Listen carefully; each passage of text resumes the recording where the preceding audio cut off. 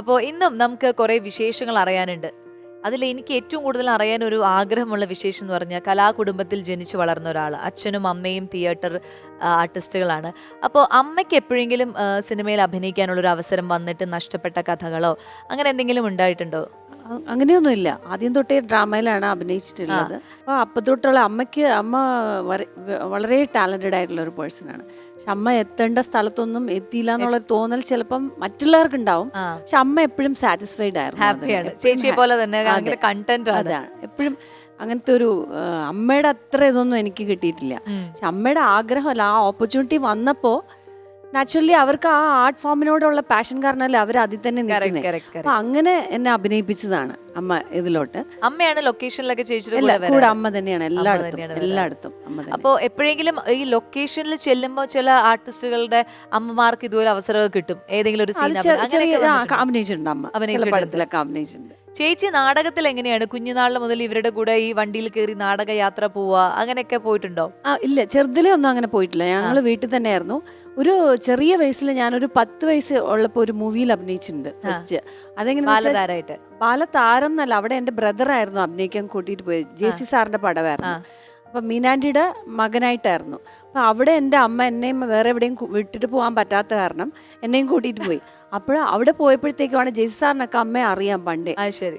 അപ്പം ആ സമയത്ത് കുറേ നാൾ കഴിഞ്ഞതിന് ശേഷം ഉഷയല്ലേ പറഞ്ഞിട്ട് അമ്മ അതാരാ കൂടെ മോളാണ് അവളെ അഭിനയിപ്പിക്കുക ഇരുത്തിന്ന് പറഞ്ഞ എന്നെ ഫസ്റ്റ് ആക്ച്വലാ ക്യാമറയുടെ മുമ്പ് ഫേസ് ചെയ്യണത് 10 വയസ്സിലാണ്. നിധി എന്ന് പറഞ്ഞിട്ടൊരു പടം. അത് അപ്പോഴൊന്നും അറിയത്തില്ലല്ലോ നമുക്ക്.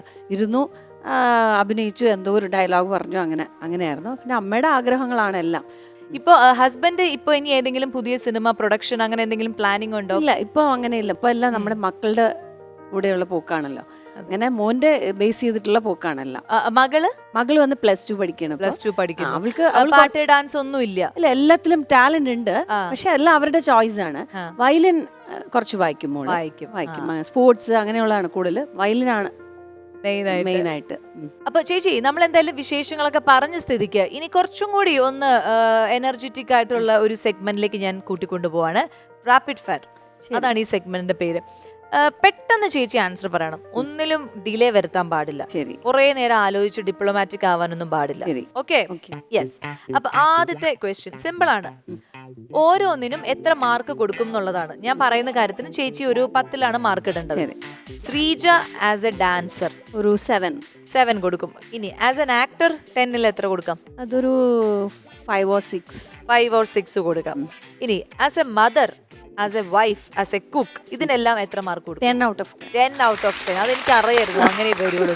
ഇനി ശ്രീജയിൽ സ്വയം ഇഷ്ടമുള്ള ഒരു ക്വാളിറ്റിയും അതുപോലെ സ്വയം വെറുപ്പ് തോന്നുന്ന ഒരു ക്യാരക്ടർ എന്തായിരിക്കും? സ്വന്തമായിട്ട് എനിക്ക് ഇഷ്ടം, ഞാൻ പറഞ്ഞില്ല, ഒന്നും പ്ലാനിങ് ഇല്ല.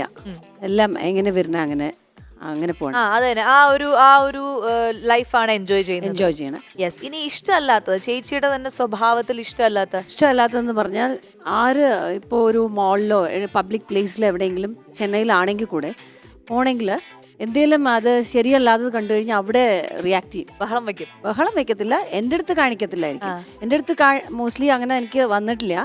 വേറൊരു നോർമലായിട്ടുള്ള പേഴ്സൻ്റെ അടുത്തും എന്തെങ്കിലും തെറ്റായിട്ട് അവർ ബിഹേവ് ചെയ്ത് കഴിഞ്ഞാൽ അവിടെ പോയി നിൽക്കും. എൻ്റെ ഹസ്ബൻഡ് പറയും അത് അവർ ഹാൻഡിൽ ചെയ്യും. നമ്മൾ പബ്ലിക് വേണം നമ്മൾ റിയാക്ട് ചെയ്യാൻ. പക്ഷെ അവർക്ക് അതിനുള്ള പൊസിഷൻ ഇല്ലാത്തതുകൊണ്ടല്ല അവരങ്ങനെ റിയാക്ട് ചെയ്യണം. അത് ഉടനെ റിയാക്ട് ചെയ്യും. അങ്ങനത്തെ ഒരു ചീത്ത സ്വഭാവം ചില സമയത്ത് അങ്ങനെ അതൊരു കൺട്രോൾഡ് ആയി ഇരിക്കാം എന്ന് എനിക്ക് തോന്നാറുണ്ട്. അങ്ങനെ ഏതെങ്കിലും അടുത്തെന്തെങ്കിലും ഒരു ഇഷ്യൂ ഉണ്ടായത് ഓർമ്മയുണ്ടോ? ഈ ഫീനിക്സ് മോളിൽ ഒരാള് മുണ്ട് കെട്ടിയിട്ട് വന്നെന്ന് പറഞ്ഞ് അയാളെ കടത്തി വിട്ടില്ല. പാൻസ് ഇട്ടാലേ വിടുള്ളൂ, പാൻറ് തന്നെ വെയർ ചെയ്യണം. അപ്പൊ എനിക്കൊന്ന് എന്താ ഇങ്ങനെ ഇത് ചെയ്യണമെന്ന്. ഇവര് ഈ നോർത്ത് ഇന്ത്യൻസിനെയാണ് കൂടുതലും ഈ സെക്യൂരിറ്റി ഇതിലിരുത്താറ്. അപ്പൊ അവർക്ക് ഈ കൾച്ചറിനെ കുറിച്ചുള്ള നോളജ് വളരെ കുറവാണ്. അപ്പം അതിനു വേണ്ടി ഞാൻ അവിടെ പോയി ഉടനെ ഞാൻ സംസാരിക്കാൻ പറഞ്ഞിട്ട് സംസാരിച്ചു. അവിടെ നിന്ന് ഉടനെ തന്നെ ഇത് ഇവർ ക്യാമറയിൽ കാണും, എല്ലാവരും വന്ന് അയാളെ അകത്ത് വിട്ടു. അയാളെ അകത്ത് വിട്ടു. അതാണ് അവർ. ശരി. ഇനി ശ്രീജയുടെ ജീവിതം ഒറ്റ വാക്കിൽ പറയുകയാണെങ്കിൽ എന്തായിരിക്കും? എപ്പോഴും സിമ്പിൾ ആൻഡ് സാറ്റിസ്ഫൈഡ്. യെസ്. മക്കളെ ഏറ്റവും ഉപദേശിക്കുന്നത് എന്ത് കാര്യത്തിനായിരിക്കും? രണ്ടുപേരെ. ഡിസിപ്ലിൻ മസ്റ്റാണ്. ഈ അടുത്ത് കണ്ട ഒരു ഇഷ്ടപ്പെട്ട ഒരു മലയാളം പടം ഇപ്പൊ ഞാൻ കാണാൻ കൂടുതൽ ആഗ്രഹിക്കുന്ന ദുൽഖറിന്റെ സീതാരാമൻ പറഞ്ഞില്ലേ, ആ, ആ. എനിക്ക് കൂടുതലും ഈ സ്റ്റോറി ബേസിൽ പോകാൻ കാട്ടി ഫ്രെയിമിങ്സ് ഒത്തിരി ഇഷ്ടപ്പെട്ട, അദ്ദേഹം ക്യാമറാമാൻ ആയതുകൊണ്ടോ എന്നല്ല, മനസ്സിലായി. മുമ്പേ തൊട്ടേ എനിക്ക് ഈ ഫ്രെയിമിങ് ഭയങ്കര ഇഷ്ടമുള്ളതാണ്. അപ്പം ഫോട്ടോഗ്രാഫി വിഷ്വലി കളർഫുൾ കളർഫുൾ ആയിരിക്കണം. ഈവൻ വില്ലേജ് ആയിരുന്നാലും ഗ്രീനറി, ദെൻ അത്ര ഡെപ്ത് വേണം. ഓക്കെ. അപ്പം ഒരുപാട് എൻജോയ് ചെയ്യണ ഒരു പേഴ്സണാണ്. അപ്പം എനിക്ക് അത് കണ്ടപ്പോഴത്തേക്കും എനിക്കതങ്ങനെ കാണണം എന്ന് ആഗ്രഹിച്ച് അതിപ്പോൾ കാണാൻ പോകുന്നു. ഓക്കെ, ശരി. ഇനി എന്നാണ് സിനിമയിലേക്ക് ഒരു തിരിച്ചു വരവ്? അങ്ങനെ എന്തെങ്കിലും പ്ലാൻ ചെയ്തിട്ടുണ്ടാവില്ല, എന്നാലും ഏതൊരു ക്യാരക്ടറിന് വേണ്ടിയിട്ട് വിളിച്ചാലായിരിക്കും പോവാൻ ചാൻസ് ഉള്ളത്? ഇല്ല, അത് വരട്ടെ, അപ്പൊ ആലോചിക്കാം.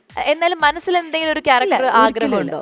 അങ്ങനെയൊന്നുമില്ല. ആ വരുമ്പോൾ എനിക്ക് തോന്നണമെങ്കിൽ ഞാൻ ചെയ്യും. ശരി. അപ്പൊ എന്തായാലും വളരെ കൂൾ ആൻഡ് കാം ആയിട്ടുള്ള ഒരു റാപ്പിഡ് ഫയർ സെഗ്മെന്റ് ഇവിടെ വൈൻഡ് അപ്പ് ചെയ്തിരിക്കുകയാണ്.